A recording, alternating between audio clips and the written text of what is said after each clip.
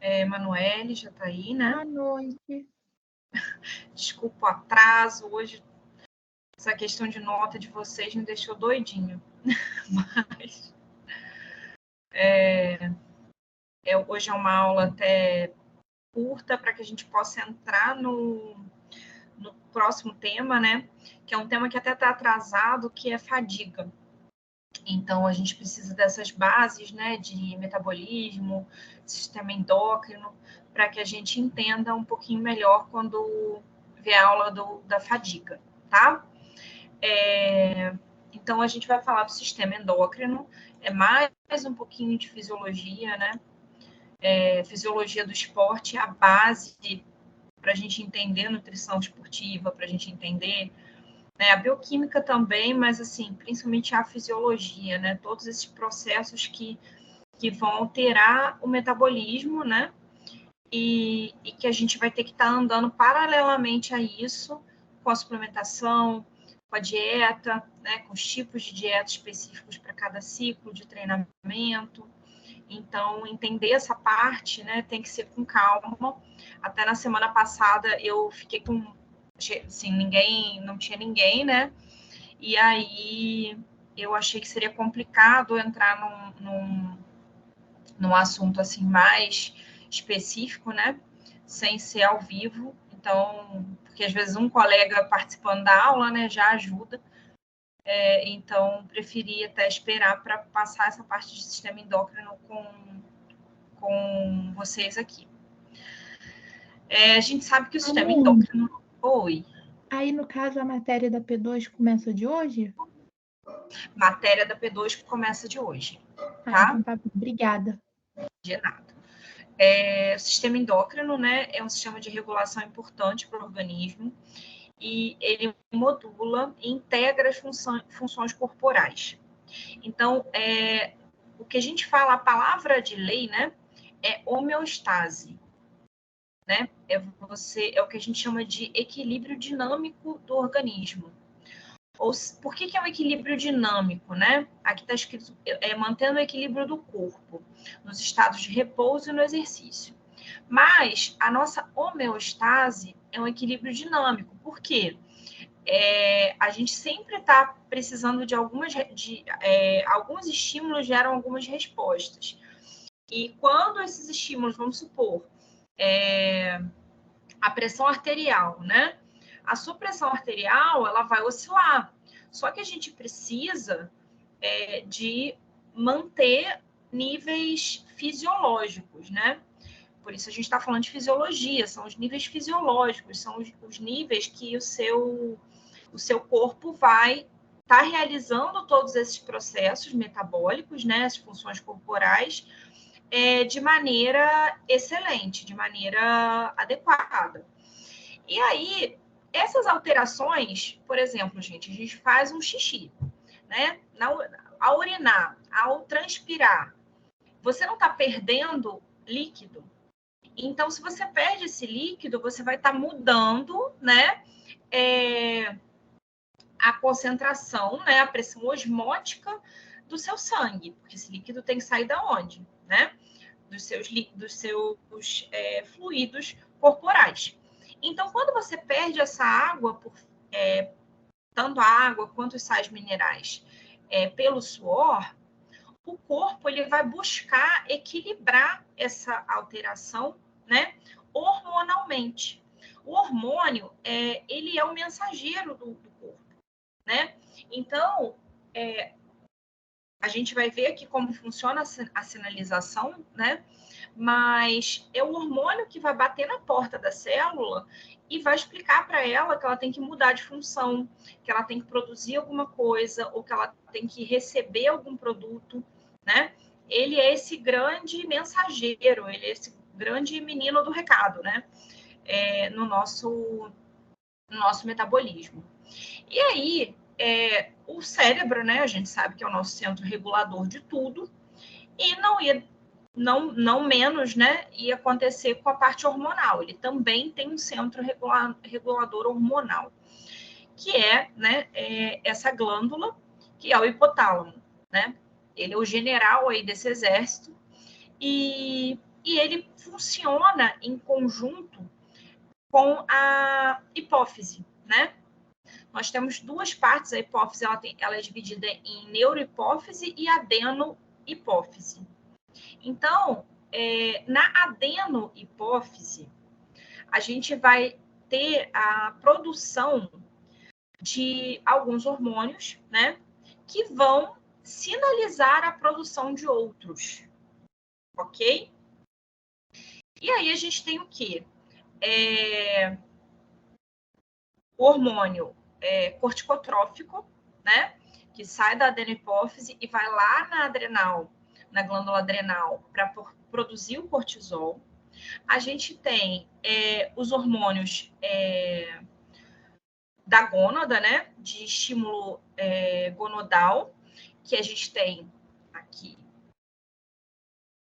para poder fazer tanto a liberação do folículo, né, o FSH, quanto do LH, que é a estimulação do corpo lúteo, né, o crescimento do corpo lúteo, e a prolactina, que a gente já viu, né, que age nas mamas.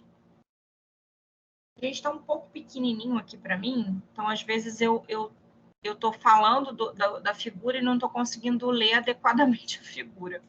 Então, se tiver alguma coisa diferente, vocês podem sinalizar para mim, porque eu não tô conseguindo enxergar bem. Essa forma aqui de apresentação do Teams, ela é ruim para a gente ler. Então, a gente vai ter aqui, porque a letra está bem pequenininha, né? Mas mais para frente a gente vai pegar cada processo aqui.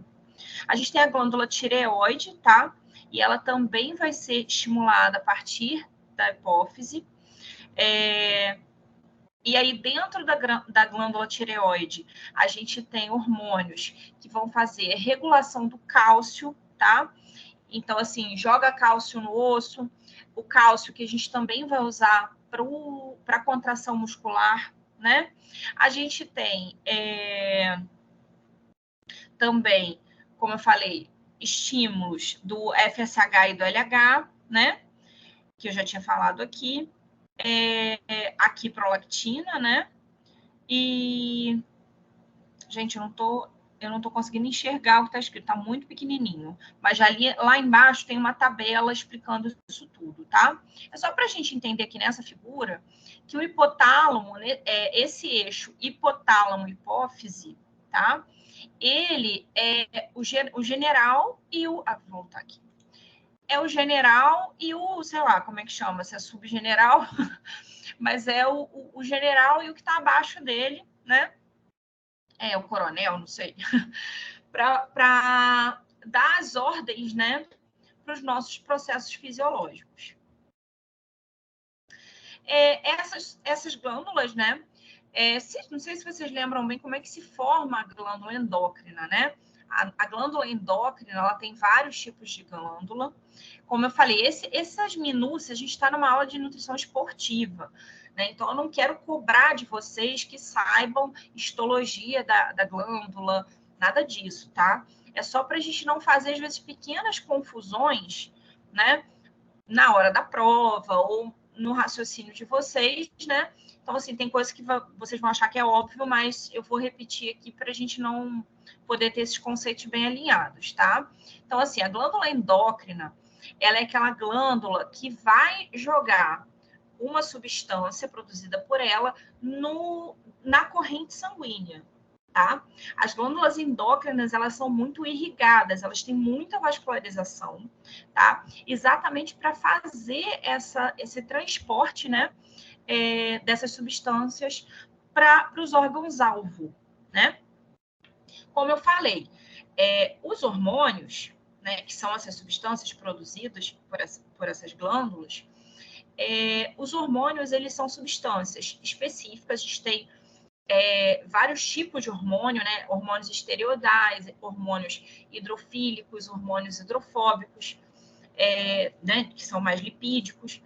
E, independente da característica química, a questão é que esses hormônios, eles têm sítios de ligação específicos.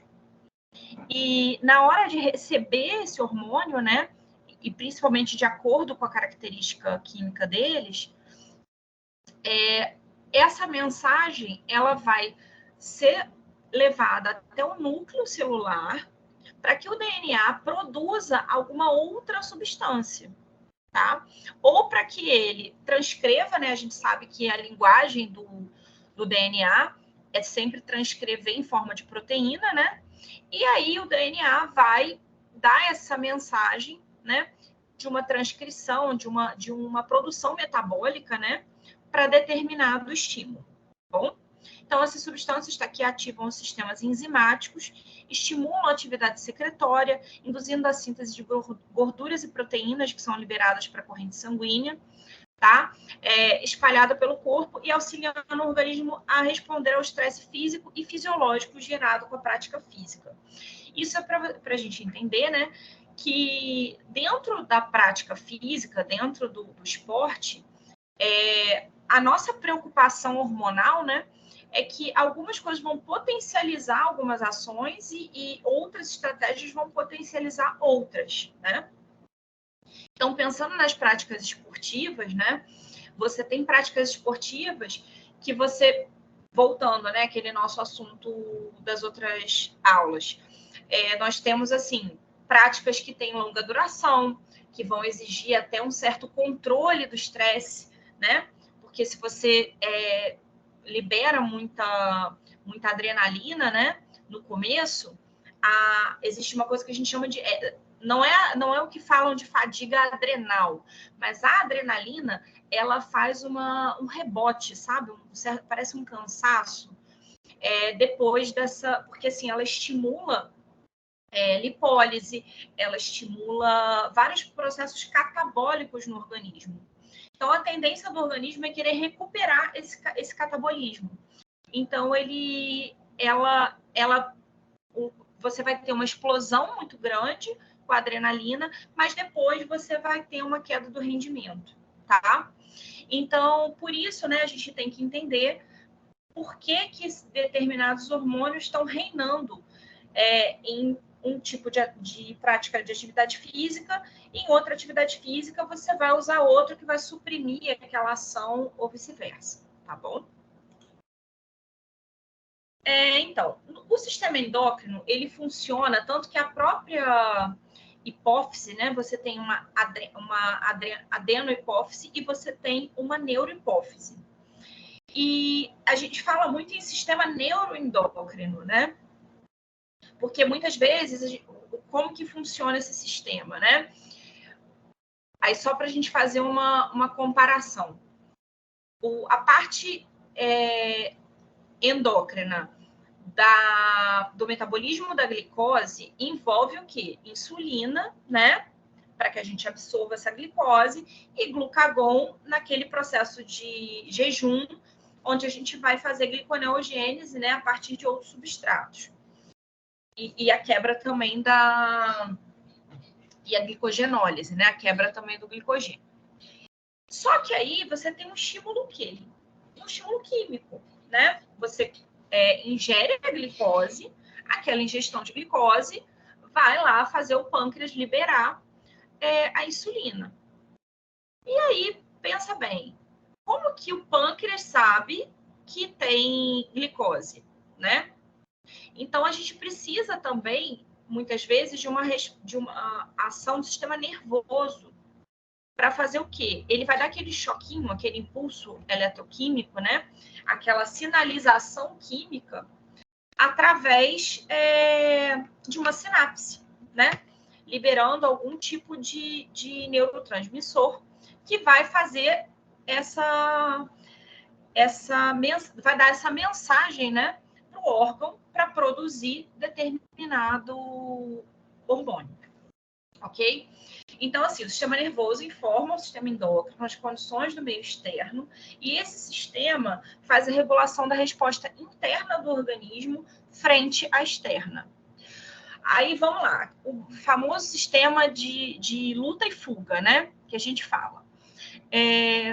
Você está andando na rua, de repente, um carro, você vê que ele está indo na sua direção, vai se jogar na sua frente e você vai morrer. A sensação, né, é que você vai morrer. Ó, esse carro vai me atropelar. O que vai acontecer? Imediatamente, o seu coração vai acelerar.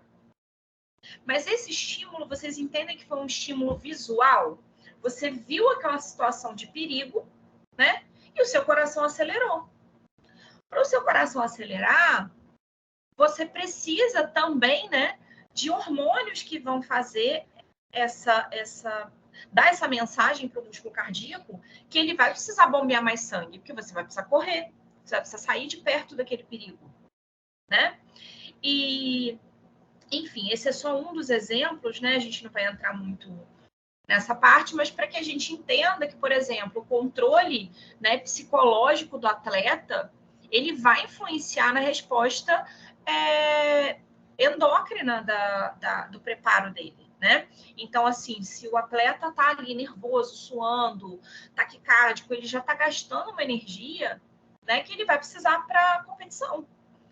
Então, tudo isso, né, vai ser considerado quando a gente estiver pensando no treinamento esportivo. E aí, aquilo que eu tinha falado, da classificação dos hormônios, né? A gente tem hormônios solúveis em água ou solúveis em lipídios. Mas vocês devem lembrar, né, que a nossa membrana celular, ela tem essas duas características, né? Então, a gente vai ter hormônios hidrossolúveis, solúveis em água, né? A característica das substâncias hidrossolúveis são ser polares. Elas são reconhecidas no exterior da célula, né? Porque qual é a camada que é hidrofílica? É a camada fosfolipídica, é o exterior da célula. Glucagon, né? Os exemplos são glucagon, serotonina, histamina, adrenalina, dopamina, que são aminoácidos. FSH e LH, peptídeos. Paratormônio, né? PTH. ADH, hormônio... Ai, gente, olha, é difícil decorar tudo, tá? O ADH, o GH, deixa eu ver aqui qual que era o ADH. É da adrenal. E a insulina, né, que são hormônios também proteicos. No caso, do glucagon, serotonina, histamina, adrenalina, são aminoácidos, tá? Então, eles são peptídeos, eles são pequenos. E aqui são proteínas maiores, tá?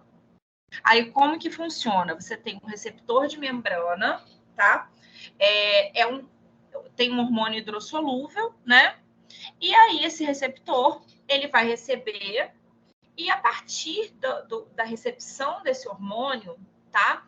Ocorre o que a gente chama de cascata sinalizadora, tá? Essa cascata sinalizadora, gente, eu vou entrar um pouquinho depois, porque a gente precisa de entender, né?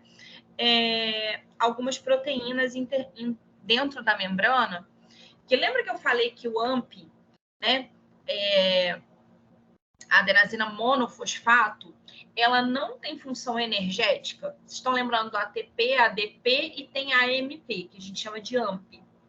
Esse AMP cíclico, né? É o AMP-C, ele vai funcionar não como doador de fosfato para energia celular. Ele vai ter uma outra função. Ele vai ter a função que a gente chama de fosforilação. O que é a fosforilação? Fosforilação é a forma que as substâncias têm, né, dentro do citoplasma de sinalizar umas para as outras, né, mudar a conformidade delas, né, para que seja passado um sinal até chegar ao núcleo celular. Tá bom? Dentro disso tudo, a gente só tem que entender o quê? Aqui até a gente tem, né, uma sinase ativa. Sinase era o quê, gente? Ase é enzima, tá? Sinase é uma enzima que quebra, tá? Lembra, a gente pode chamar de quinase também com K. Pensa assim, quando bate o dedinho na quina da mesa, a gente quebra o dedinho, né? Então, as sinases são enzimas que quebram. E aí, essa sinase vai quebrar a proteína mais o ADP, o ATP em ADP, tá? E aí, depois você vai ter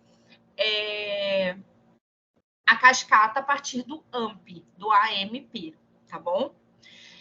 Sempre esse receptor vai ser acoplado a uma proteína sinase, ok? Exatamente para fazer esse processo conjunto de receber o hormônio, tá? Já quebrar o ATP em ADP para começar essa cascata de fosforilação lá dentro do citoplasma, ok? Essa proteína aqui, gente, é uma proteína que a gente chama de intermembrana, tá? Ela vai aqui, é a nossa camada dupla, né? Fosfolipídica, a membrana celular, tá? Essa aqui é uma proteína que vai atravessar essa membrana celular. Aí aqui, ó. Os lipossolúveis, eles são apolares. Então, eles vão ter uma outra forma de agir dentro do citoplasma. Por quê? O reconhecimento deles é dentro da célula, tá? Eles vão entrar através dessa camada lipídica, tá? E aí, eles se ligam ao receptor, né? E aí, esse complexo receptor-hormônio, ele vai se ligar ao DNA, tá? E ele vai ativar a transcrição para fazer outras proteínas, tá bom? Eles podem ser reconhecidos também no citoplasma, tá? Por outras organelas. E eles, dentre eles, né, a gente tem o T3, o T4, cortisol, aldosterona, testosterona, progesterona, né? Todos os nossos hormônios esteroides, né? Que são originados do colesterol, tá? Então, assim, todos esses aqui, progesterona, estrogênio, os hormônios andrógenos, né? Todos os hormônios masculinos, né? Eles vão estar sendo originados no colesterol, tá? E todos os hormônios da gônada também. Os hormônios sexuais são originados de colesterol, tá? Até por isso, gente, a gente vai estudar numa outra aula aqui, que é a de fadiga. A gente tem uma fadiga específica do corpo feminino. Por isso que eu falei que a gente tem que pegar bem essa parte de hormônio para que a gente entenda outros mecanismos, né? Por exemplo, essa fadiga da mulher atleta, né?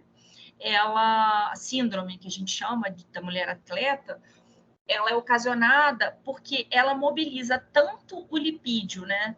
O colesterol dela é todo mobilizado para energia, né?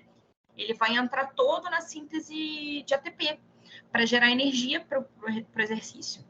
Então, são mulheres que ficam com amenorreia. Elas param de menstruar, né? Por conta de tão baixa porcentagem de gordura no corporal, né? Então, isso vai alterar também a disponibilidade do colesterol para a produção de hormônio sexual, né? Então, são mulheres que, apesar de ter muito estímulo, né? Muita massa muscular, que a gente sabe que a testosterona ajuda nessa produção, né? E a mulher, ela tem uma quantidade basal ali de testosterona, não é para a mulher ter testosterona alta. E aí, você fazendo, inclusive, essas reposições, você vai estar aumentando essa lipólise, né? Essa quebra de gordura. E aí, quanto mais testosterona, menos ela vai menstruar, menos ela vai conseguir fazer os ciclos femininos, né? Específicos da fisiologia dela. Então, assim, é interessante sempre que a gente tente relacionar, né? As aulas, porque senão fica tudo muito vazio. Aqui não é, né? O importante não é decorar isso aqui. O importante é que a gente entenda esse mecanismo e possa associar ele com um processo real, com um processo fisiológico que você está ali acompanhando, né? Pode chegar uma atleta ou até uma mulher que está malhando muito, fazendo dieta muito restritiva no seu consultório, e aí ela fala, eu não estou menstruando. Você já vai saber qual o processo fisiológico, né, que está causando isso. Ou é um excesso de exercício, né? ou é uma alimentação muito baixa em lipídio, né? Então, a gente tem que estar sabendo identificar esses processos fisiológicos bem, tá? O mecanismo de ação hormonal, que é a sinalização, né? Como eu falei, o hormônio sozinho, ele não faz muita coisa, né? É todo um processo. Até porque, gente, naquele outro slide, vou voltar aqui, o sistema endócrino, ele gera uma resposta lenta e duradoura. Isso aqui é importante, tá? Para vocês, para a prova. Fazer um xizinho também nesse slide aqui, para vocês lembrarem dele para a prova. A resposta do sistema endócrino, ela é lenta e duradoura, tá? Por quê? São respostas que exigem, primeiro, um metabolismo da célula, né? São alterações metabólicas. Então, você não pode, assim, rapidamente, imagina, comer o açúcar. Aí, em 3 segundos, esse açúcar está todo dentro das células. E aí, se o seu corpo não consegue repor isso, e você vai ficar o quê? Com uma hipoglicemia, né? Você precisa de níveis no sangue constantes, né? E fisiológicos. E aí, de repente, você fica sem nada. Não é assim. Então, assim, o sistema endócrino, ele vai medindo, né, as alterações do organismo para que ele possa ir equilibrando isso de forma lenta, né? E também de forma duradoura, porque a gente precisa de processos que se complementam, né? E ele é liberado na corrente sanguínea, porque a corrente sanguínea também, apesar da rapidez do fluxo sanguíneo, a corrente sanguínea, ela vai chegar em todas as células do corpo, né? Então, e aí, chegando em todas as células, vai haver essa atração, né? Pelaquela célula que ela é específica. Só que também, gente, só para também, isso já é feito ilustrativo para vocês, como cultura geral, né? Mas a gente tem que entender que não tem nenhum hormônio que age. Tudo bem, ele é feito para uma célula-alvo, mas ele vai mexer no corpo inteiro, porque ele é sistêmico, ele está na corrente sanguínea, né? Agora, o sistema nervoso, ele já consegue fazer uma resposta rápida e local, né? A gente tem as conexões nervosas, só que elas vão para um lugar só. Você não tem um neurônio que vai atingir o corpo inteiro, né? Você não tem um nervo que a inervação, né? A chegada do impulso nervoso, ela é para um local específico, né? Ela tem uma terminação, é ali que ela vai agir. Então, o sistema nervoso, muitas vezes, ele consegue essa resposta que é rápida e é local. Né? Quando a gente fala em sistema nervoso, a gente fala em milissegundos. O sistema endócrino tem reações que vão, por exemplo, os hormônios da gestação, eles ficam até 1 ano depois do parto, né? Isso já é da aula de materno-infantil. Mas, assim, eles podem ficar até 1 ano depois do parto agindo naquele organismo, né? Então, para a gente ver essa diferença, tá? Não acontece com todos os hormônios, ok? Mas, assim, de qualquer maneira, a forma do sistema endócrino agir é sempre com uma resposta que seja lenta e duradoura, enquanto o sistema nervoso vai agir de forma rápida e local. Deixa eu voltar lá. Aqui. E aí, por que ele é mais lento, né? Porque a gente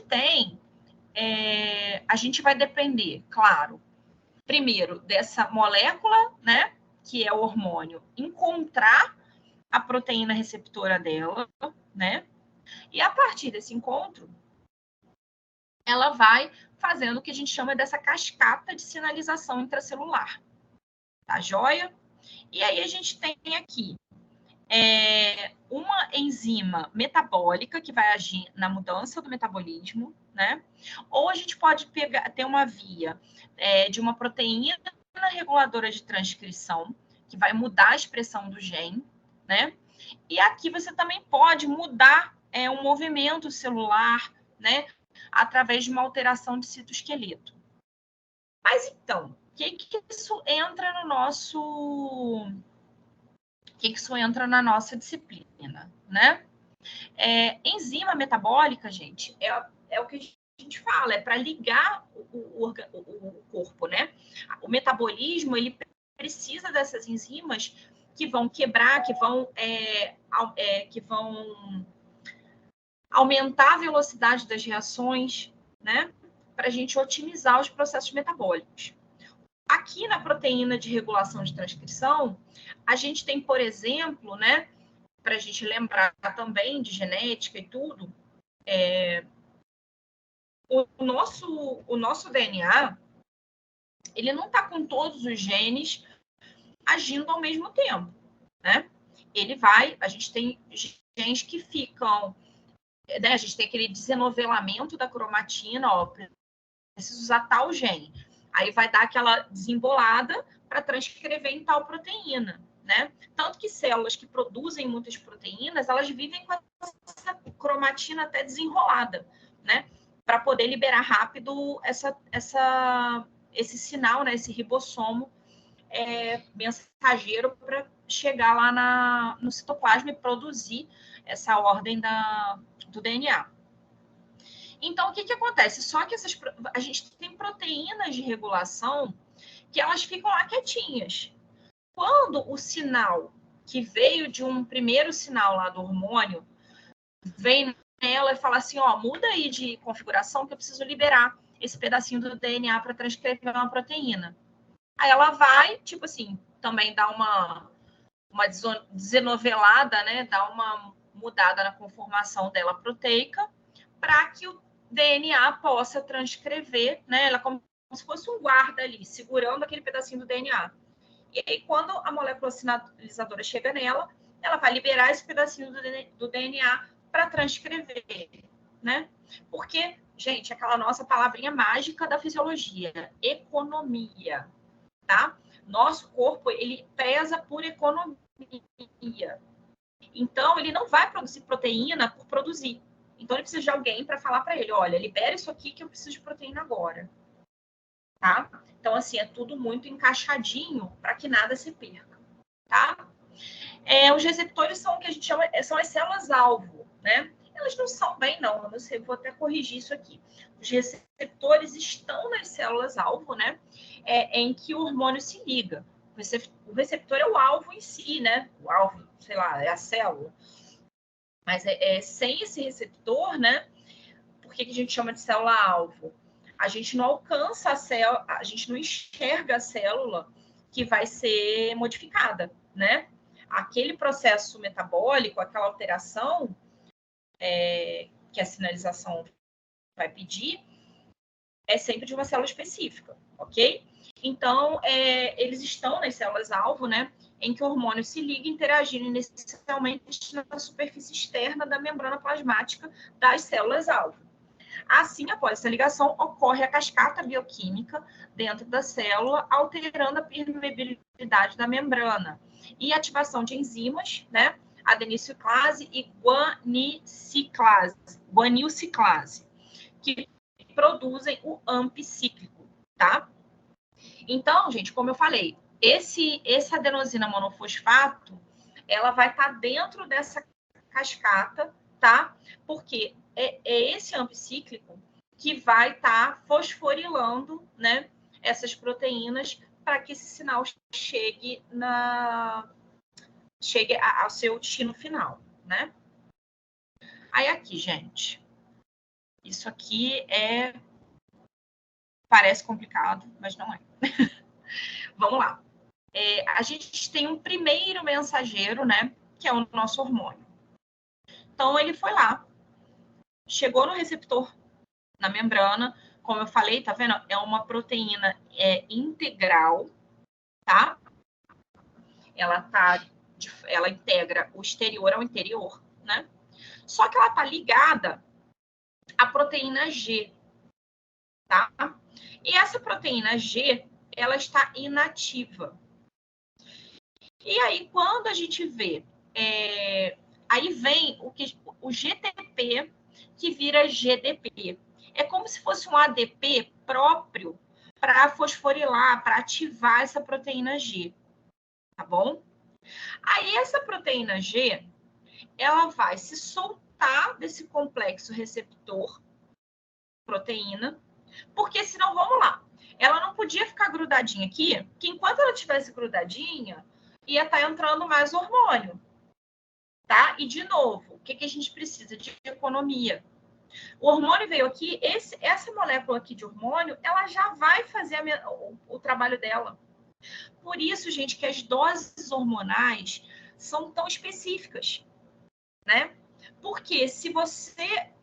Gente, receptor e outra coisa, os receptores muitas vezes são muito parecidos.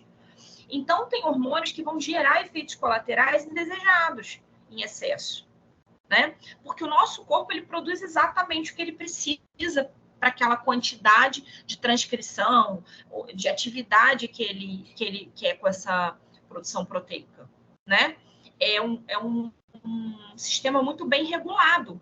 Então, quando a gente faz terapias de reposição hormonal, né, a gente tem que entender que a gente não tem acesso ao nosso DNA para saber quanto que realmente vai ativar ali aquele DNA a produzir o que a gente precisa, né? Então, essas terapias hormonais têm que ser muito cuidadosas, tá? E tudo que a gente fala em dose hormonal, gente, as doses são também sempre microgramas, são sempre doses mínimas, porque é isso, né? Tem um aproveitamento muito grande. Uma moléculazinha já vai fazer todo um caminho corretamente, tá? É como se fosse um sinal amplificado dentro da célula, tá? Aí, voltando aqui, essa proteína G, quando ela sai, ela aí já inativa esse complexo aqui, já não está recebendo mais hormônio. Aí ela vai fazer o caminho dela, tá? Esse GTP, desculpa, essa proteína G ativada, tá? Ela vai ser liberada, tá? E aí, ela vai nessa adenilciclase, tá? A adenilciclase, ela vai fazer o quê? Ela vai pegar o ATP e vai transformar ele em AMP, tá? Que é o AMP, é um monofosfato, tá? E aí esse AMP é que vai ativar aquelas proteínas-sinases, tá?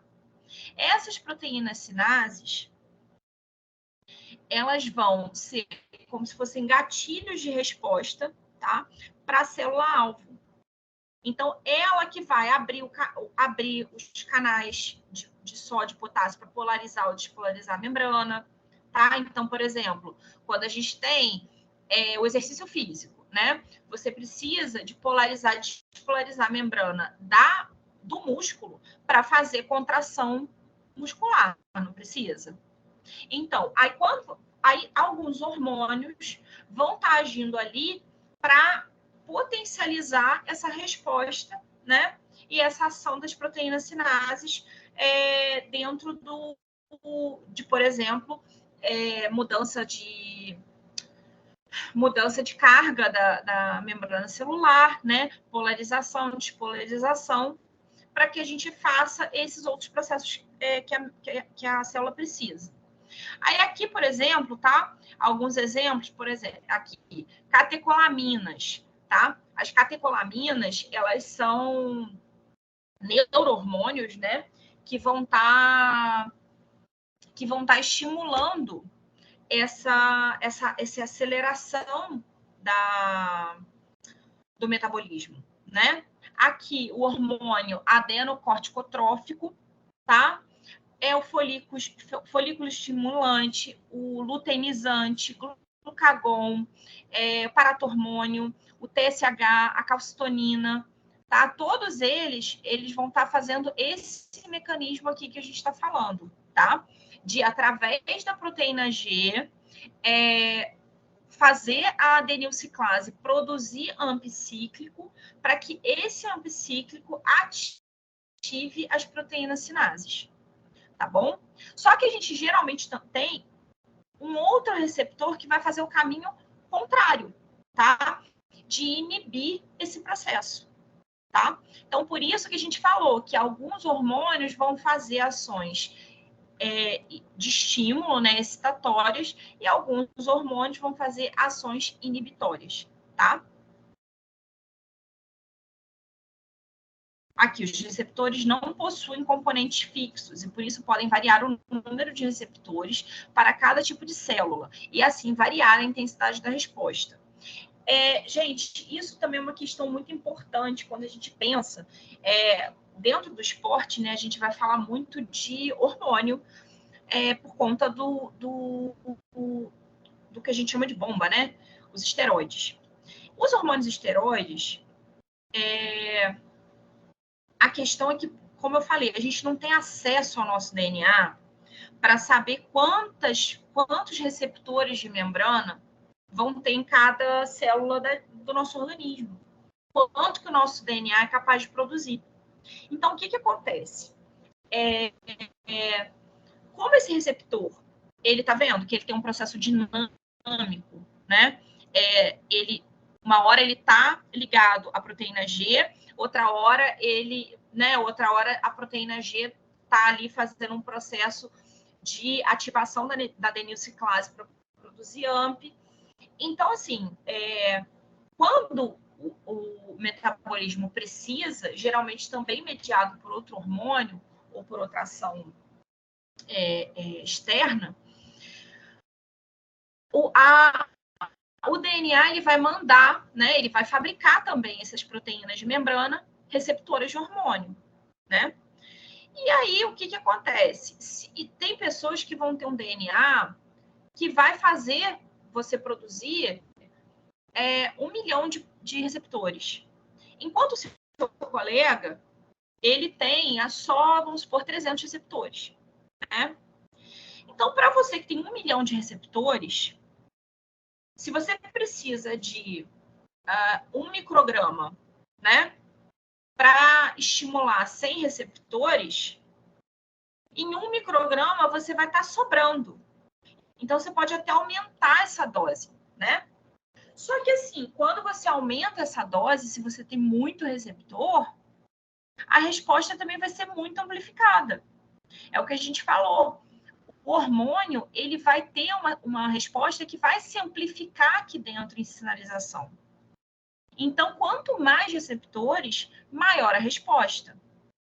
E aí, para o outro colega que você tem 1 milhão lá de receptores, o outro cara só tem 100. Então, ele vai tomar a dose mínima e vai resolver. E se ele aumentar essa dose, ele não vai sentir, porque não tem receptor, tá? Só que também tem a questão, o hormônio, ele também está agindo, ele não vai embora na mesma hora. Então, ele vai ser o quê? Vai ser metabolizado no fígado. Então, são pessoas que vão acabar tendo problemas hepáticos, né? Tendo problemas renais por conta da excreção desse excesso de hormônio. Vocês entendem? Então, a gente precisa pensar em 2 pontos. Que a quantidade de receptores é muito particular e é variável, né? Então, a gente precisa saber ter doses muito seguras para que a gente não tenha efeitos adversos dessa administração de hormônio, né? Não é isso, não é a gente que faz, mas a gente tem que entender que muitas vezes você vai pegar pacientes, seja atletas, ou seja, gente da academia, que vão estar com esses efeitos do excesso de hormônio, né? Então, é só para a gente entender que, assim, qualquer prescrição hormonal é muito delicada. Não dá para quem prescreve hormônio ser o cara da internet, ser o cara, entendeu? A pessoa tem que conhecer muito bem do seu metabolismo, né? Para poder fazer uma prescrição acertada. E aí a gente vai ver, né? Nós vamos ver como que são essas respostas diante da prática do exercício físico, tá? Gente, sobre o mecanismo, tá tudo certo? Eu sei que parece muita coisa, mas assim, deu para vocês pegarem? Amanda, Alguma dúvida Amanda, nesse meio do caminho? Amanda, Tudo certinho? tá me ouvindo? Oi, tô te ouvindo. Eu queria Juliane ou te falar, Alana? Alana, Fala, Alana. eu fiquei um pouquinho na dúvida quando você falou da questão da mulher de não, quando ela, você falou que ela diminui a menstruação ou não tá menstruando por esse exercício, acho que foi alguma coisa assim, não sei se eu entendi certo. Sim, sim. Então, você não entendeu como que é como que é esse processo. Porque Então, se teria que tomar hormônio para esses receptores ativados, por que que esse excesso de exercício faria ela diminuir a menstruação? Não sei se eu entendi certo. tá. E assim, conforme for andando, eu vou voltar nesse exemplo para a gente ver, porque assim, nunca é um hormônio só que vai fazer essa ação, tá, gente? Geralmente um hormônio que vai estimular o outro, e aí quando você vê, tem todo um processo sistêmico ali acontecendo, tá? Primeiro, a gente vai ter um problema de matéria-prima. Por quê? Vamos pensar numa mulher, o saudável, né, em relação à porcentagem de gordura, mesmo em atletas, entre, assim, o mínimo que uma mulher deve ter de gordura corporal, de porcentagem de gordura corporal, é 12%, tá? É em torno de 12%. E assim, gente, chegar em 12% de gordura corporal, assim, a pessoa está esculpida, né? Só que assim, é uma quantidade limítrofe, né? E você tem vários processos metabólicos que vão precisar de lipídios, que vão usar esse lipídio, né? Um desses processos metabólicos, a gente já falou, metabolismo o quê? Energético, para produzir energia, né? A hora que essa mulher que tem 9% de gordura, né? Ela tá na correria, ela treinou, depois teve que ir para outro lugar, não conseguiu comer. Como que vai manter a glicemia dela normal? O corpo dela vai fazer beta-oxidação, vai pegar o lipídio lá do tecido adiposo dela e vai transformar em energia, né? Só que, ao mesmo tempo, a gente tem uma demanda, né, constante, mensal, cíclica, por esteroides, por produção de hormônios que são feitos à base do colesterol, né? Colesterol, né, é um esterol de ácido graxo, né? É uma molécula feita de ácido graxo, de gordura, né? De uma parte da gordura. E aí, como que a gente vai fazer para... A gente não pegou, por isso que eu falei, a aula de lipídio é uma aula muito importante, tá? Quando a gente também falar do lipídio, que foi uma aula que eu fiquei de fazer num outro momento, que a gente estava aquele desespero de prova, de revisão, mas aí eu vou voltar no lipídio para a gente poder, ainda ficou faltando lipídio para a gente poder fechar alguns raciocínios de metabolismo. E aí, no metabolismo lipídico, no metabolismo desse hormônio, você vai precisar de lipídio, tá? Só que você não tem lipídio disponível, né? O seu corpo, ele vai segurar ali o máximo, porque precisa para regulação térmica, ele precisa do lipídio para energia, né? E aí ele fala, quer saber? Para você ovular, primeiro, você está numa situação, o próprio exercício, ele induz ao estresse, né? Ele é um estresse metabólico, eu vou falar isso aqui mais na frente.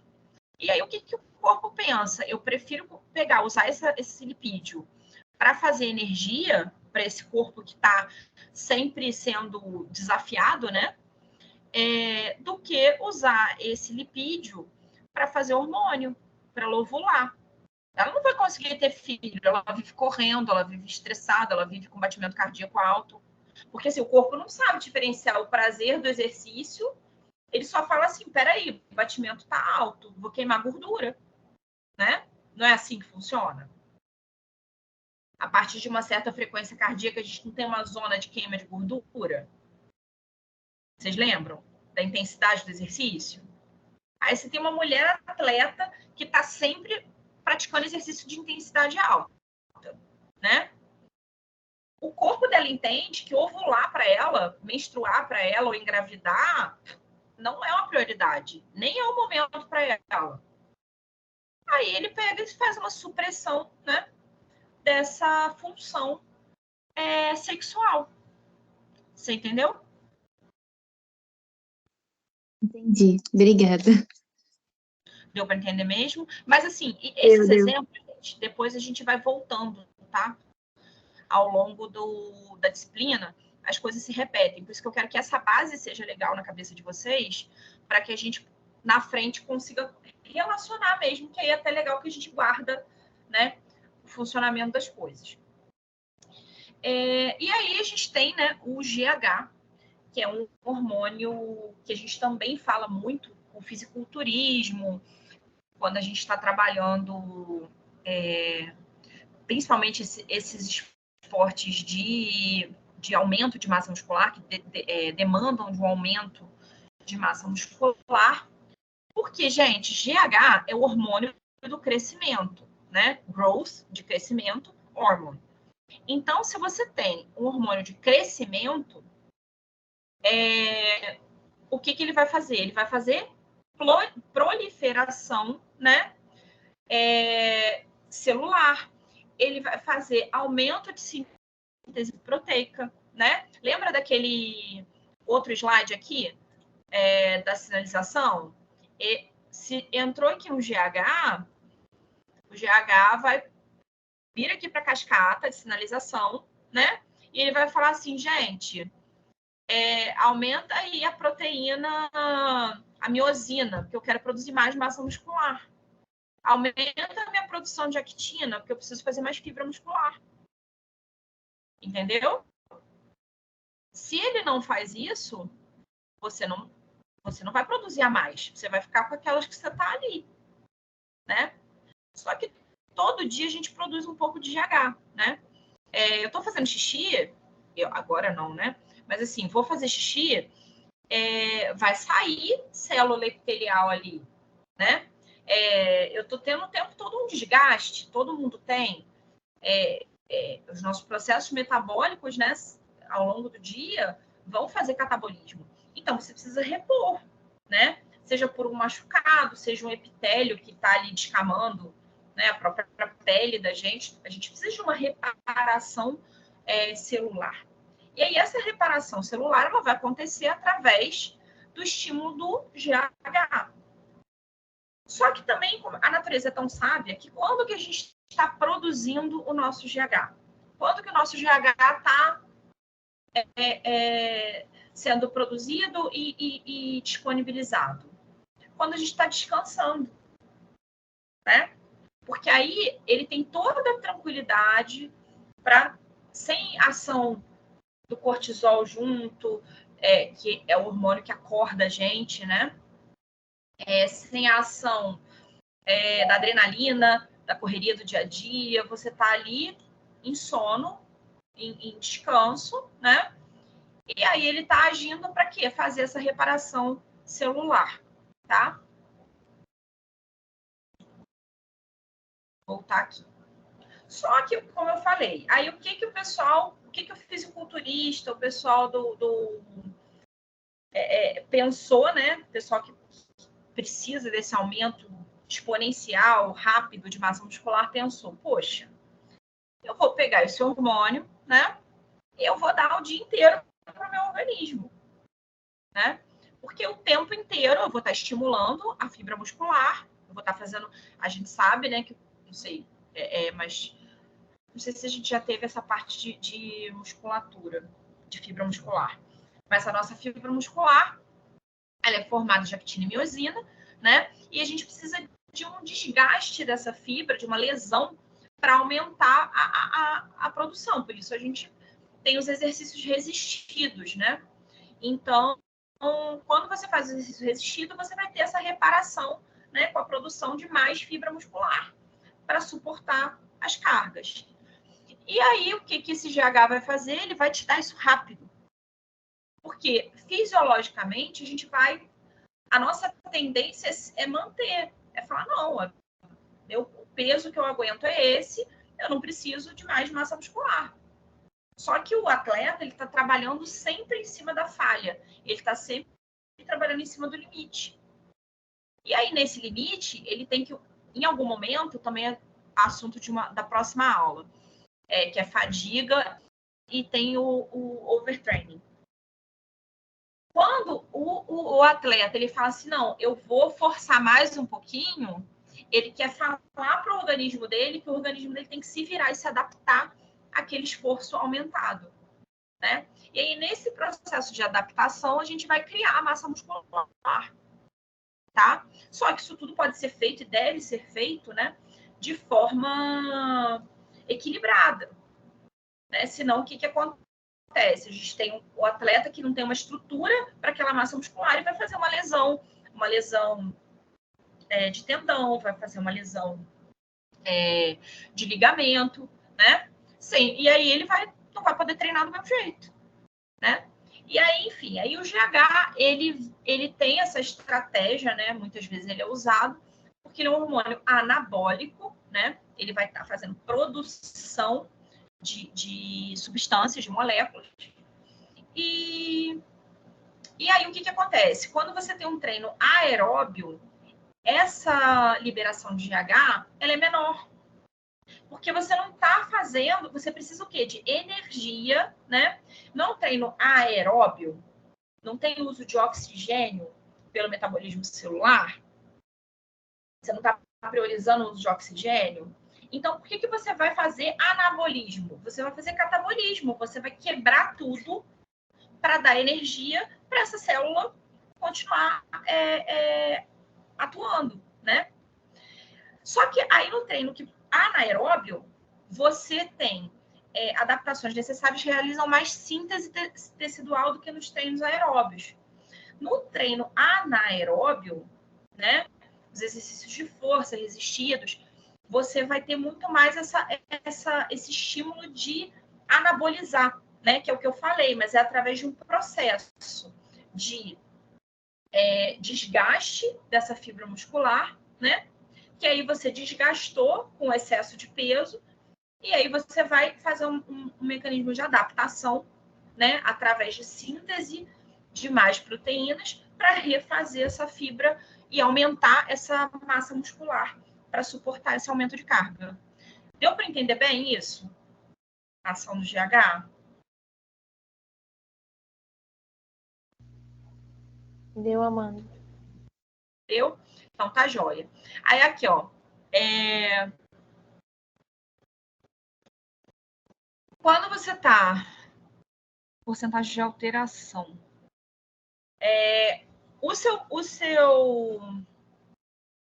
no seu VO2 máximo, né? Você vai ter um aumento desse hormônio do crescimento plasmático. Só que assim, o VO2 máximo, né? A gente sabe que é o volume de oxigênio que a gente precisa para realizar determinada atividade, né? E aí você tem, na verdade, também um aumento desse GH também. Não é que no aeróbio você não vai liberar, né? GH. Só que ele é um pouco menor, é que eu não tenho um gráfico comparativo. Eu tenho que arrumar um gráfico comparativo aqui de produção de GH. Mas, de qualquer maneira, você tem, né, esse aumento do GH para você poder também fazer uma reparação. Só que quando você tem o treino anaeróbio, você vai ter uma liberação muito maior, tá bom?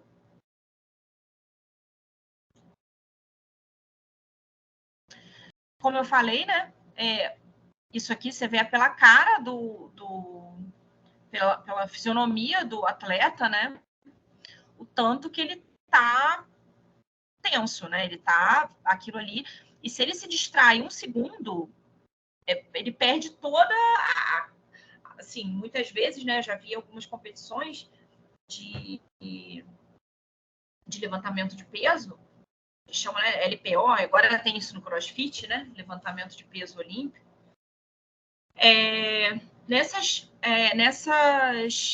Esses dias passou um vídeo, gente, não sei se vocês viram, de uma menina que estava fazendo levantamento de peso, e aí ela desequilibra, ela vai parar longe, assim. Só que, gente, numa dessa, que quebra, o cara ele tem que concentrar todos os esforços para segurar aquele peso. Mas o que acontece? Se a gente pensar, né,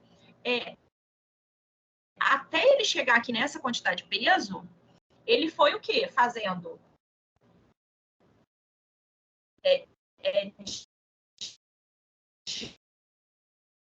desgastando essa fibra muscular, né? E criando mais fibra muscular através desse desgaste.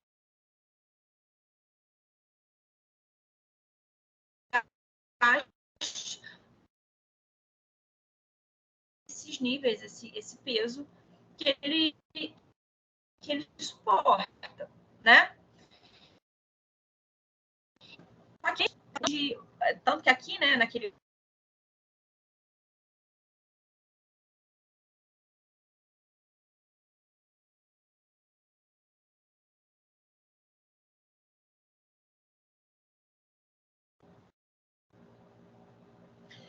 gente voltou, né? O que eu estava tentando pontuar até no outro gráfico, que a gente também tem um aumento do consumo de oxigênio, né? Esse esforço,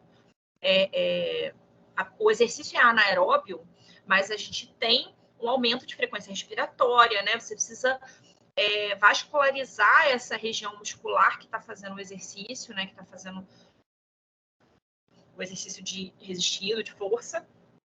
Então, também existe um consumo maior de oxigênio, né? Sempre, gente, evita, porque é muito parecido, né? O conceito nosso de exercício aeróbio ou anaeróbio não quer dizer em todo exercício você está respirando, né, gente? Então, se você tem um aumento da intensidade, se você tem um aumento do esforço, você aumenta a frequência respiratória, tá? E aí, com isso, aumenta aquele VO2 que estava ali naquele outro gráfico. E, então, assim, gente, entender que o exercício, ele vai funcionar, né, para o corpo como estresse. Independente da alegria que te dá de fazer aquilo, de ser campeão de levantamento, da endorfina que o CrossFit vai te causar, essa endorfina que o exercício proporciona, é exatamente para que você possa suportar esse desgaste que ele te causa, né? Então, gente, imagina se ainda não tivesse uma endorfina junto com o exercício, aí ninguém ia para academia, né? Então, assim, a resposta dessas informações, a resposta desse exercício vai ser sempre uma informação para o corpo de estresse, né? Então, todos aqueles hormônios que estão envolvidos com o estresse vão ser estimulados com a prática do exercício físico, tá?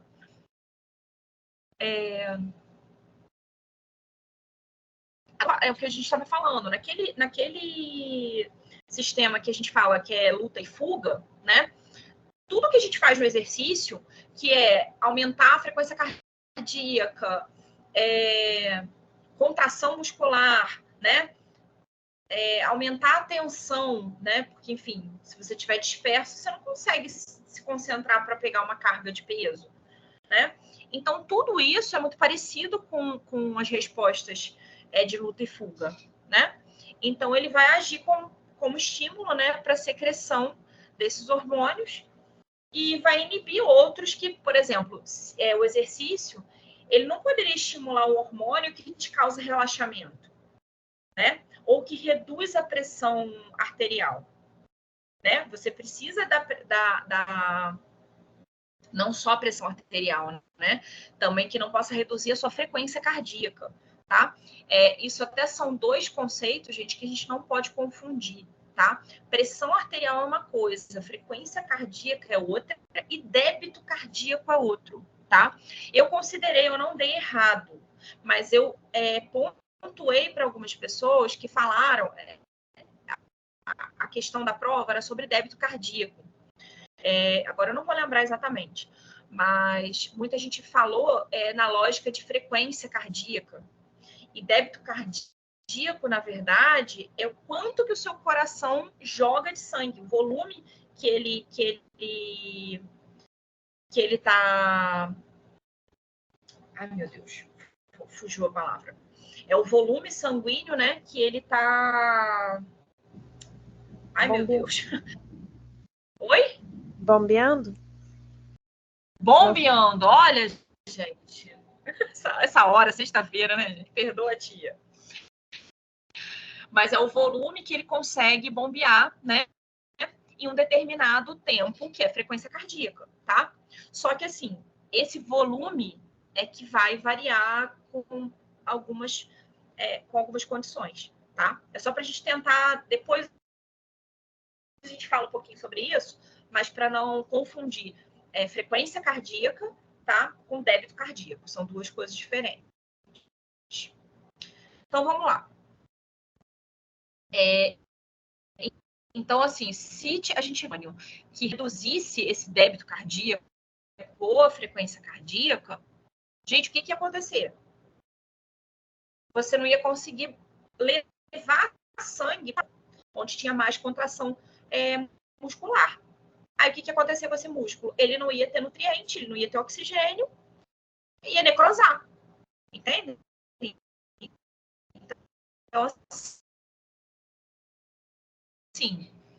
Mas eu digo, né? Você vai fazer uma hipóxia daquele membro, daquele músculo, né? E isso é também prejudicial para o metabolismo. Então, a gente vai ver que o estresse, o exercício físico, ele vai estimular uma área, né, de hormônios e ele vai dar uma mensagem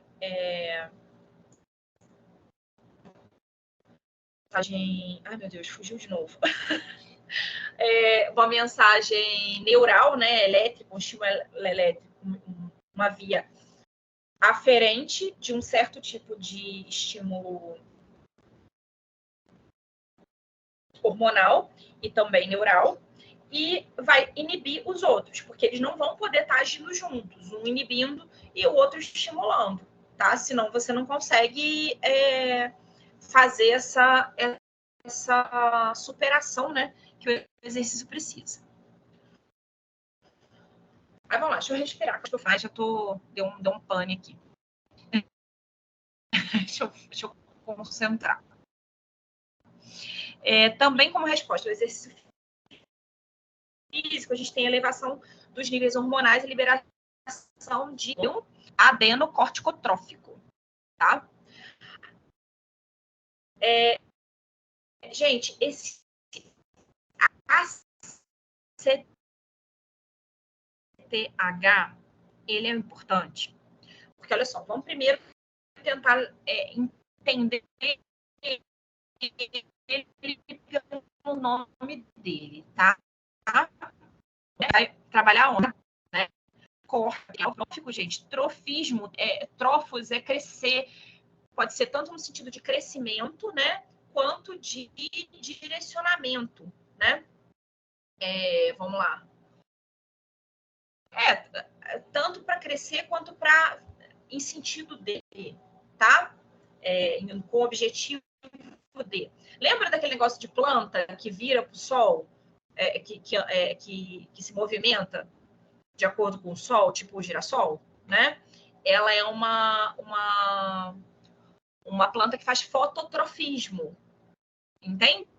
Ela está buscando ali o sol. Então, voltando aqui ao nome do nosso hormônio com palavrão, né? Adenocorticotrófico. O nosso adenocorticotrófico, ele vai sair do hipotálamo, né? da hipófise, e aí ele vai lá que assim, pituitária é a que está abaixo do hipotálamo, né? Aí ele vai lá na pituitária e vai falar, vamos produzir cortisol, tá? E ele funciona, gente, com um mecanismo de feedback negativo, tá? Como que é o feedback negativo? Vamos lá.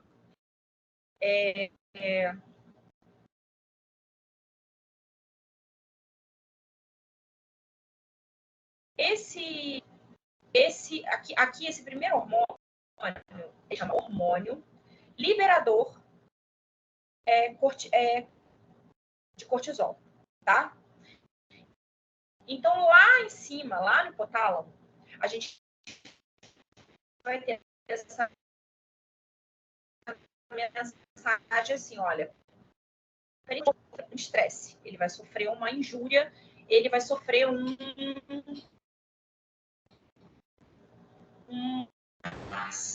ok?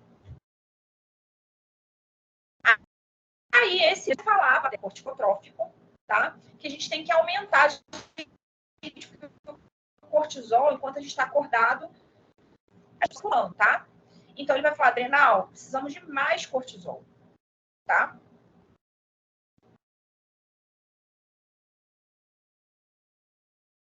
E aí, esse cortisol, ele vem. E aí, quando esse cortisol, a nossa, botar uma mensagem falando, olha, pessoal, vamos produzir mais cortisol.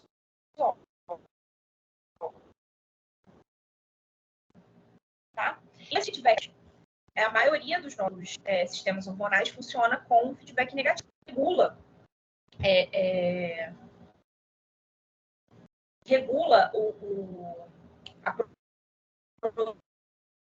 produção desses hormônios para reduzir eles. Nível fisiológico, aí vai gastar, né? Vai ser usado.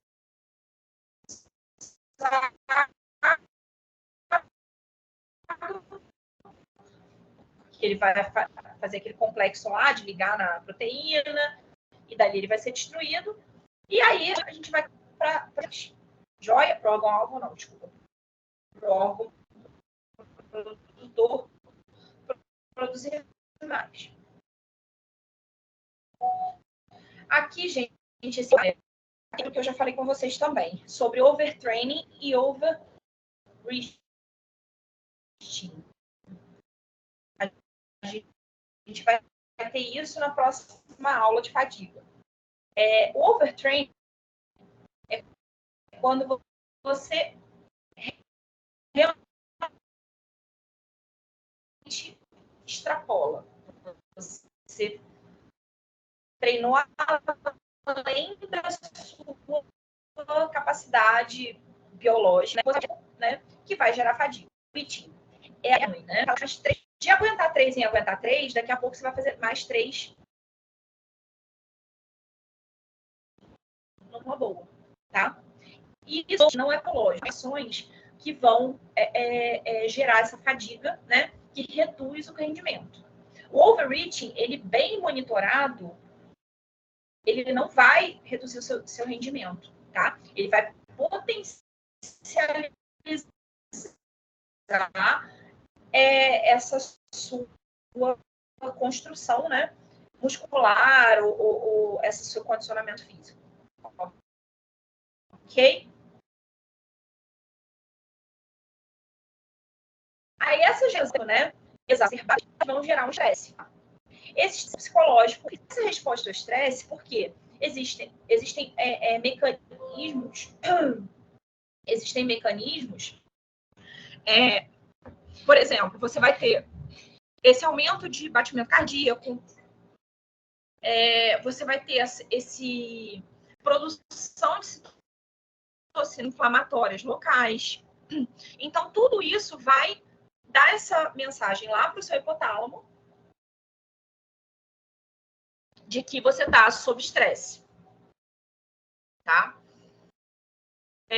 Aí, o que acontece? Gente, pituitária é outro nome para adenohipófise, tá?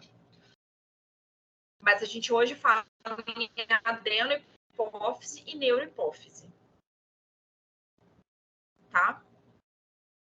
Aí esse hipotálamo, ele vai falar assim, olha, temos que liberar cortisol. Ele vai se transformar em corticotrófico. Aí lá na sua adrenal, né, ele vai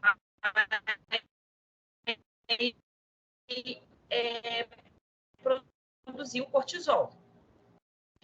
O cortisol, as ações dele, no final tem um quadrinho, tá, gente? Com os hormônios, com quem estimula e com a ação. O cortisol, ele vai suprimir o seu sistema imune, ele vai fazer gliconeogênese, tá? Através de quê? De lipólise, né? Não só lipólise, no fígado, tanto ele vai mobilizar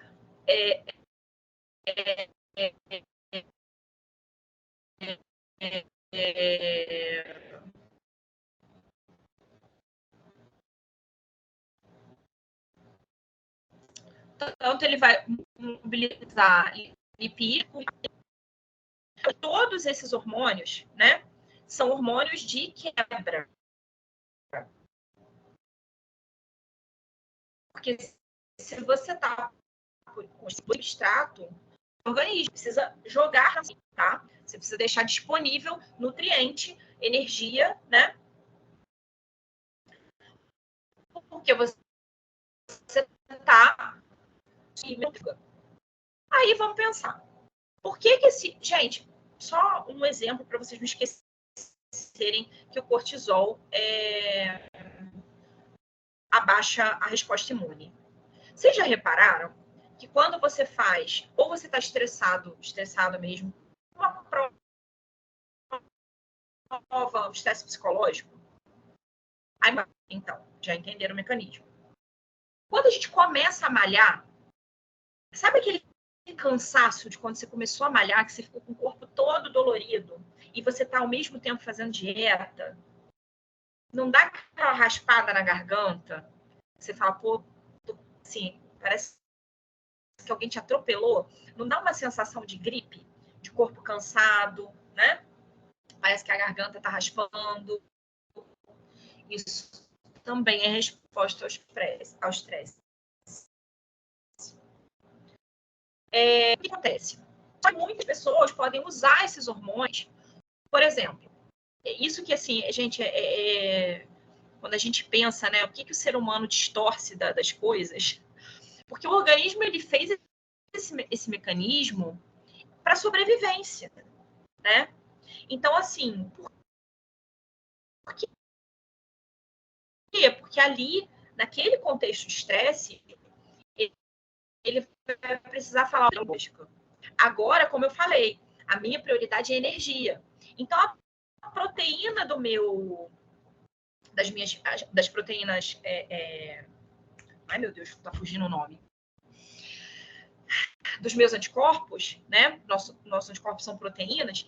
Essas proteínas que seriam anticorpos, que seriam para fabricar novas células imunológicas, a gente vai pegar e falar, não, eu quero essa proteína para fazer energia. Então, a resposta do estresse é falar, olha, quero energia, tudo vira energia. Então, você vai ter uma supressão do sistema imune. Aí o espertinho fala assim, olha, mas eu tô muito gordinho. Então, eu vou pegar esse mecanismo para eu poder, porque eu quero perder um pouco da minha gordura, da minha barriguinha, da minha pochete. Aí olha o que ele ganha de presente. Porque o cortisol, ele não escolhe agir no sistema imunológico, no fígado, no músculo ou no tecido adipótico.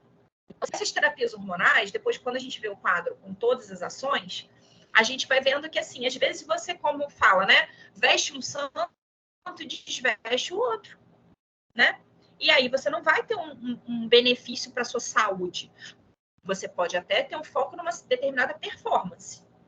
Agora, quanto à sua saúde, você está desequilibrando esse eixo. entendeu? Isso é feito, né? E aí, claro, a gente tem pessoas que não produzem, que tem um tumor de adrenal. Aí você vai repor o cortisol, né? Tem um tumor de pituitária, um tumor. Aí a gente vai trabalhar isso agora, né? Para fazer uma coisa que pode ser mobilizada de outra forma, você vai querer acelerar aquilo com hormônio, né? Porque aí, de novo, gente, para a gente entender, esse mecanismo vai acontecer naturalmente. O que eu estou querendo criticar, né, é o uso indiscriminado de hormônio para você atingir esse mecanismo de uma forma mais rápida, ok? Porque, assim, o cortisol e a adrenalina, eles fazem lipólise. Então, assim, quando você corre, quando você aumenta a sua frequência respiratória, né, naquela faixa de queima de gordura, você vai estar estimulando a lipólise. Por quê? Você está aumentando o estresse, você está aumentando a adrenalina, você está aumentando o cortisol e vai fazer quebra de gordura, ok. Só que aí você tem todo um outro sistema funcionando paralelo a isso, tá? Então, inclusive para suprimir após esse estresse, né? Aí quando você coloca uma carga hormonal fora da carga fisiológica, você vai sobrecarregar o seu corpo com certeza, né? Não tem dúvida. Então aqui, né, é parecido até com aquela figura do comecinho da aula, né? Tálamo, né? Dando a ordem aqui para a adenohipófise, para que elas fabriquem esses outros hormônios com ação específica para cada. Aí aqui, gente, como eu falei, tá? Esse quadrinho, depois eu vou destacar, quando a gente fizer estudo dirigido, eu vou destacar, a gente vai focar aqui, né? Tá?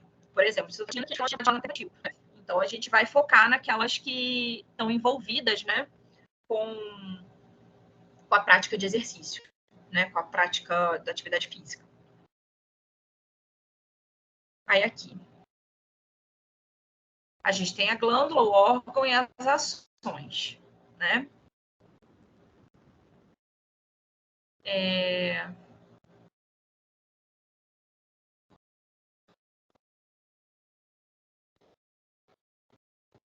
Ó, aqui, a ação da aldosterona, tá?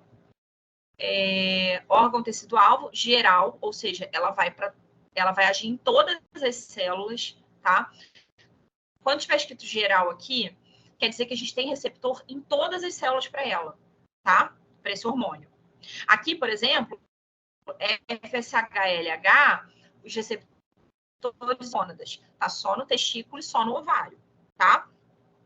Então a gente não tem ação se é um hormônio folículo estimulante, não vai agir no seu tecido cardíaco, né, no seu músculo cardíaco.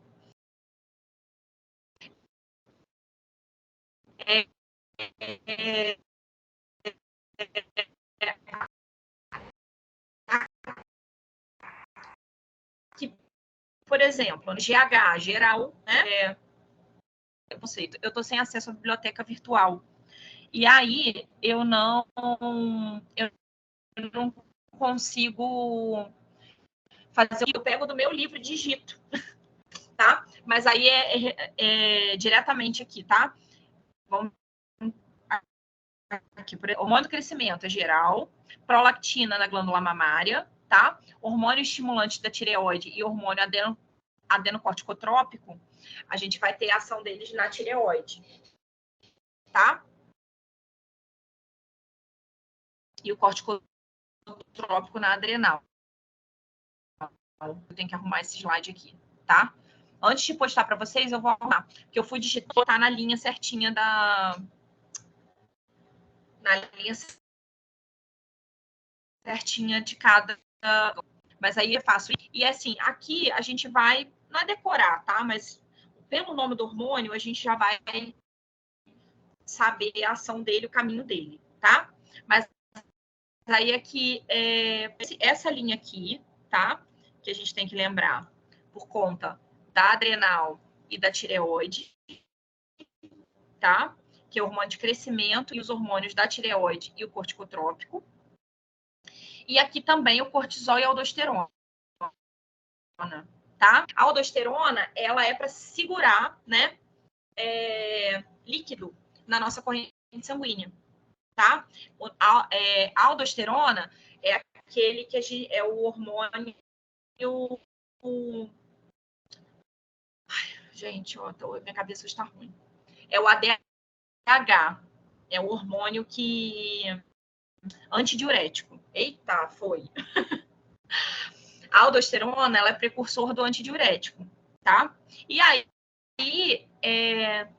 como o sódio não vai ser excretado, segurar mais a água, né? Ele vai fazer esse inchaço, né? Ou ele, tipo assim, ao mesmo tempo que ele vai fazer uma retenção hídrica, ele também vai segurar esse líquido no sangue, tá? Então, se você tiver a pressão abaixar, a pressão sanguínea, né? O hormônio antidiurético, ele vai puxar essa água para o sangue para aumentar, né, a pressão hidrostática, ok? Aumentando o volume de sangue, você aumenta a pressão dele na parede do vaso, correto? Né? Mas aí também é uma fisiologia mais voltada para o sistema cardiovascular, tá? É aquele eixo, não sei se vocês lembram, aldosterona, renina, angiotensina, né? Que para regulação de pressão arterial, tá? E aí esses hormônios vão estar funcionando como? Lembra que eu falei? Você vai estar transpirando, você vai estar perdendo água, né? Na própria respiração. Então, o que a aldosterona vai fazer? Ela vai reduzir a excreção de sódio pelo rim, né? Vai segurar esse sódio no sangue para que você possa segurar mais água, né? Para você não ter uma alteração, né? Do volume sanguíneo que está circulante, né? Senão você suaria, sua pressão ia baixar. Tem pessoas até que são mais sensíveis, inclusive, a isso, né? Tem gente que, assim, se transpirar muito, sente que a pressão às vezes abaixa muito também, né? Às vezes demora até o cérebro entender isso, produzir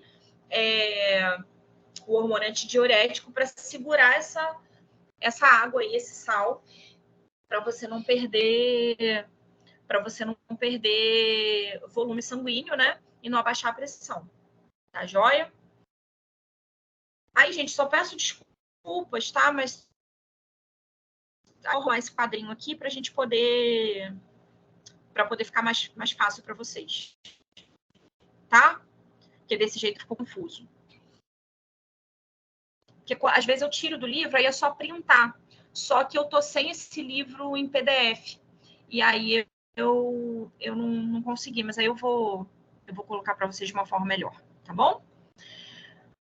Aí aqui a ação da insulina e do glucagon por conta do metabolismo energético, da disponibilidade da energética para o exercício.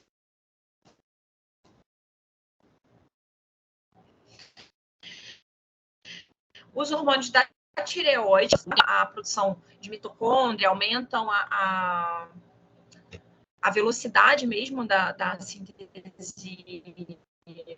proteica e do metabolismo, né? Tanto que, lembra, quem tem hipertireoidismo vai ficar muito magro, né? Então, você tem um gasto energético muito maior. Quem tem hipotireoidismo vai ter um metabolismo lentificado, né? Não consegue, come pouco, engorda, né? Mas não, ó, gente, 0,00001% dos casos de obesidade, tá? São por hipotireoidismo. tireoidismo. Isso aí é, né? Como dizem, olha, meu problema na tireoide. Aí você vai ver a tireoide é aquela pizza gigante, refrigerante. Geralmente essa tireoide é uma alimentação ruim e não um problema da glândula. Mas em caso de obesidade, né? A gente sempre pede os exames de hormônio, para a gente poder verificar se realmente não é hipotireoidismo ali junto, muitas vezes também com os hábitos alimentares, né? Mas às vezes você tem tireoidismo paralelo a isso também, tá? Então, aqui, glândula tireoide, idiota de Langerhans.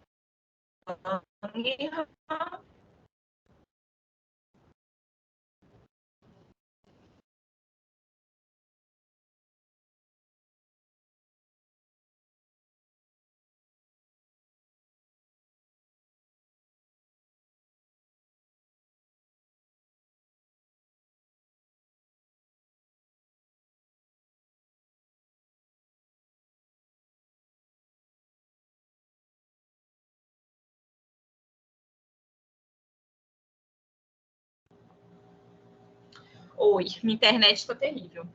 Então, a gente fala deles de novo, tá? Ao longo das aulas, como eu falei, a gente vai associando, mas eu vou, como eu falei, antes de postar para vocês, eu vou arrumar, porque isso é importante vocês saberem, tá? Aí aqui, tá? Como é que funciona essa retroalimentação na produção dos hormônios da tireoide, tá? Nossa querida hipófise vai lá, vai produzir TSH, tá? Que é o estimulante. Ele vai estimular a produção de T3 e T4, tá? T3 com 3 iodos, T4 com 4 iodos. Aí a gente vai produzir T3, T4, tá? E aí, quando joga esse T3, T4 na corrente sanguínea, ele inibe a produção de mais TSH, tá? Aí tá, o seu metabolismo, você tá lá, corre, faz isso, faz aquilo. O que vai acontecer com esse T3 e T4? Eles já foram usados, né?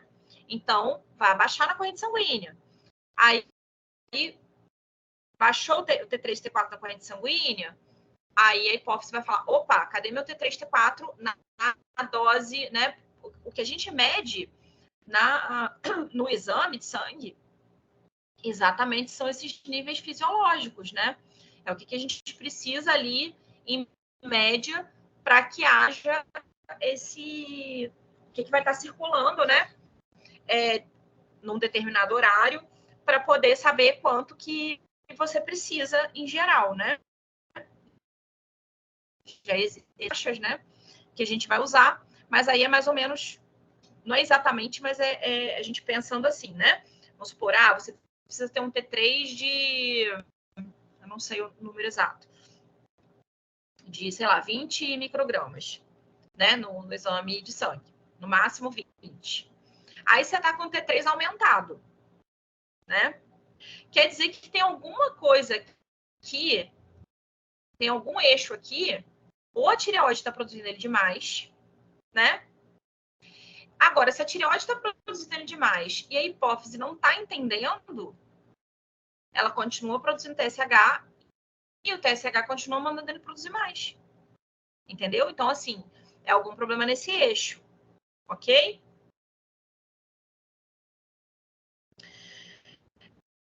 Aqui a gente vai ver, né, a ligação da insulina, que é um hormônio, né, para a gente relembrar bem todo esse metabolismo da glicose, tá?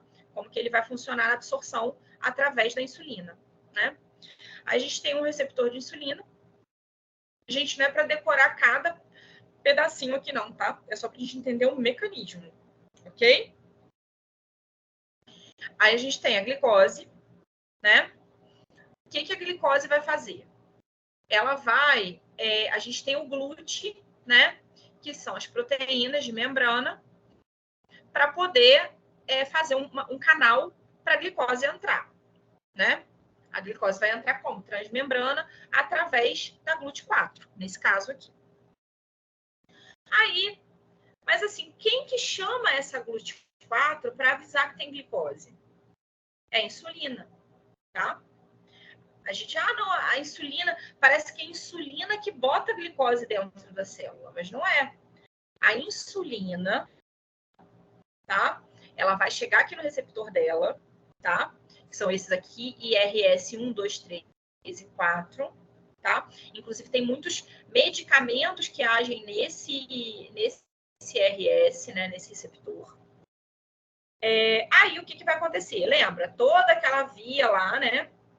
De fosforilação, né? E a gente tem também duas vias, tá?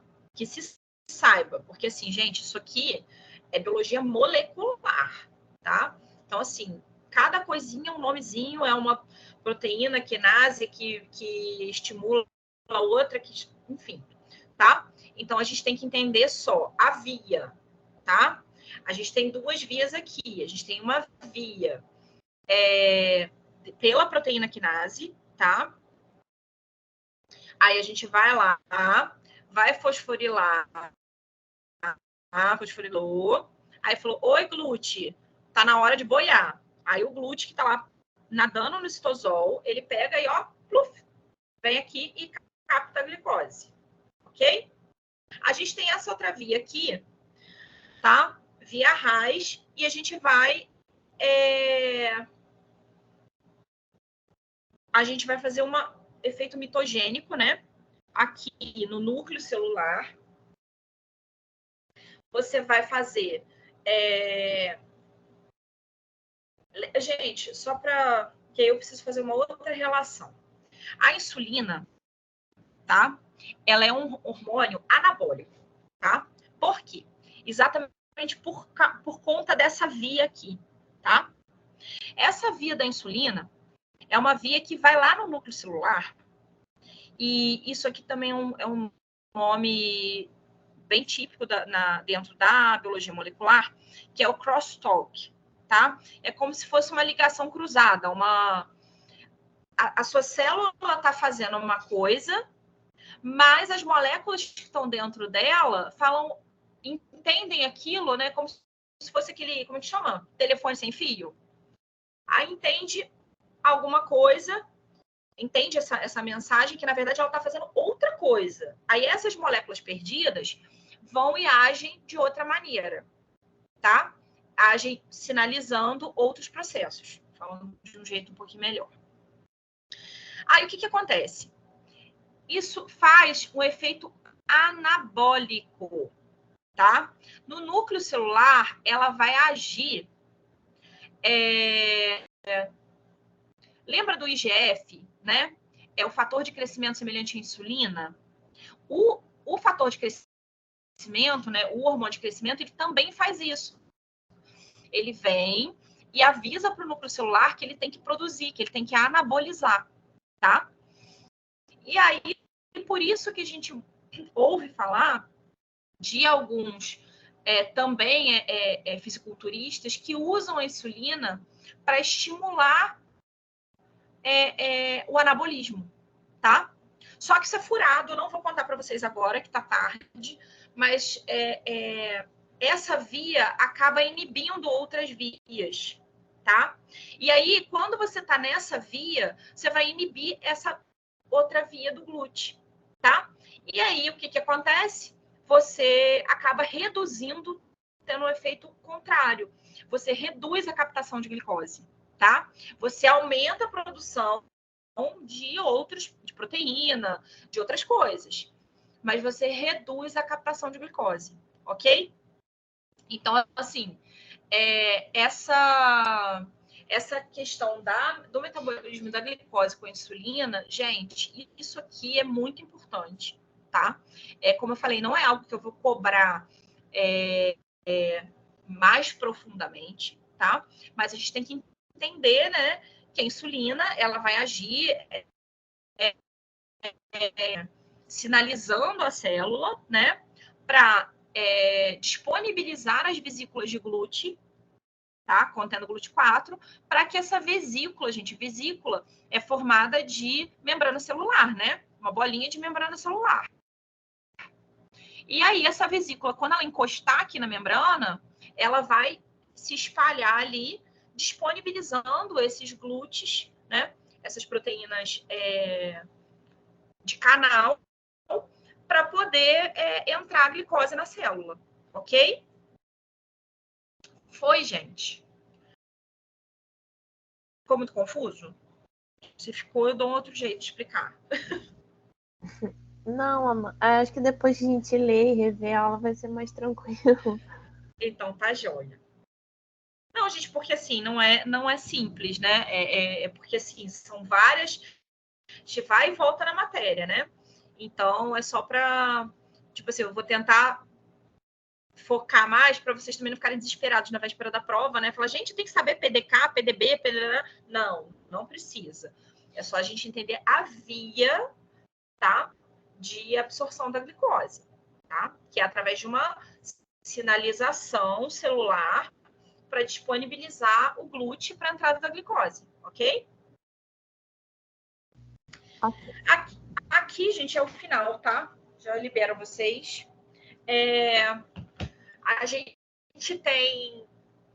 A gente tem aqui a regulação do metabolismo no exercício. Lembrar, gente, que todos esses hormônios aqui, tá? Eles funcionam tanto no exercício quanto em qualquer outro estresse, tá? Então, assim, depois de uma pessoa que sofreu um acidente, isso aqui tudo vai estar correndo, né? Você vai ter, porque é um estresse metabólico, né? Então, assim, paciente hospitalizado, a gente adora falar de paciente hospitalizado, eu sei que aqui é esportiva, né? Mas eu sempre acabo no hospitalizado. Ele vai ter um aumento de glicemia independente dele ser diabético. Ele não é que ele seja diabético, tá? É um aumento metabólico mesmo da glicemia ali por conta do estresse, ok? E o exercício ele vai funcionar do mesmo jeito. Por quê? Porque a gente precisa, de novo, disponibilizar energia, né, para dar conta daquele estresse, tá? Então, esses são hormônios que a gente chama de hiperglicemiantes, tá? O glucagon, para a gente fazer a gliconeogênese, né? A adrenalina, que também vai aumentar a frequência cardíaca, né? Vai fazer lipólise. A noradrenalina, que é a mesma coisa, tá? Ou norepinefrina, né? Cortisol. Também. A gente, o objetivo é disponibilizar essa energia, né? Para ser usada para as funções metabólicas. Tá joia, gente? Por hoje é só. Só isso tudo. A aula até é curtinha, mas é porque é muita coisa para falar, né? Muito mecanismo para explicar.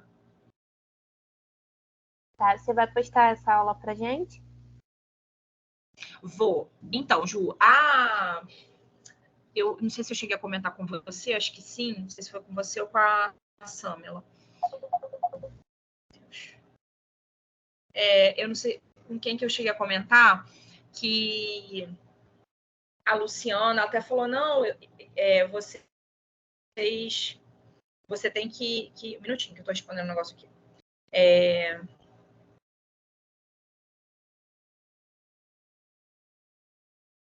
Meu marido, acho que ele quer entrar em casa, gente, desculpa.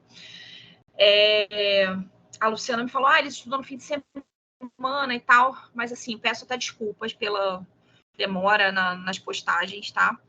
Mas é porque é isso, muitas vezes eu dou a aula e eu falo, nossa, tem que mudar alguma coisa aqui nessa apresentação. E aí eu acabo, às vezes, demorando a mandar para vocês. Eu também estava me adaptando a essa questão de canal de YouTube, gravar no YouTube, baixar no computador, postar, enfim, é tudo uma novela. Mas aí eu vou tentar ser mais rápida nisso, só essa aula que eu vou pedir para vocês para aguardar um pouquinho para eu arrumar aquela tabela, tá? Mas amanhã, hoje, agora eu já arrumo. Assim que eu arrumar, eu mando para a Luciana postar no AVA e mando no grupo para vocês. Tá bom. Tá bom? Mas no máximo amanhã de manhã eu tenho aula. Mas aí de qualquer jeito eu dou um jeitinho de mandar amanhã até o final do dia, tá? Tá bom, Amanda. Obrigada. Gente, obrigada a Obrigada, vocês. Amanda. Até terça a gente conversa da prova, tá? Tá. Se vocês tiverem, bate aí o que a Luciana postou. Eu vou levar também a planilha minha, tá? E aí a gente olha um por um na aula de terça-feira, tá? Que aí vocês olham no computador, olham um por um, falam, não, Amanda, que às vezes pode ser um erro de digitação da Luciana, pode ser um erro meu, pode ser um erro, enfim, tá bom? Para eu poder ajustar essas notas. Tá bom, Amanda. Tá, gente? Obrigada. Tá bom. Obrigadão. Bom final de semana, fiquem com Deus. Beijo. Você também, beijo. Também.